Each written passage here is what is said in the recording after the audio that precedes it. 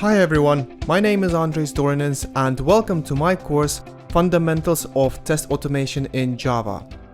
Does your work involve writing any kind of automated tests? Do you use a variety of frameworks to achieve that goal, and yet test automation feels like a struggle?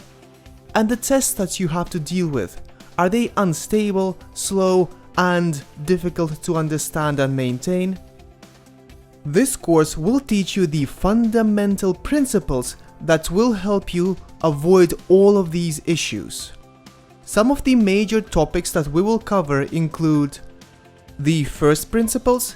They help you improve the test's quality characteristics such as stability and speed. The bicep principles.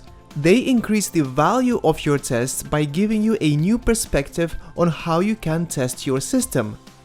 The correct principles. These concentrate on a variety of common edge case scenarios. And finally, common test anti-patterns. By the end of this course, you will have the skills to write robust, automated tests that will stand the test of time.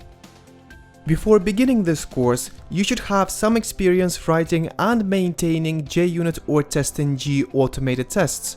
As such, you should also have the basics of Java and object-oriented programming, but these concepts are so universal that you should benefit from this course even if you specialize in other languages, such as C# or Python.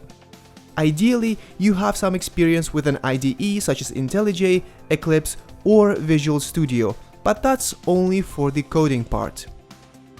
I hope you'll join me on this journey to learn high-quality automated tests of any kind with the Fundamentals of Test Automation in Java course at Pluralsight.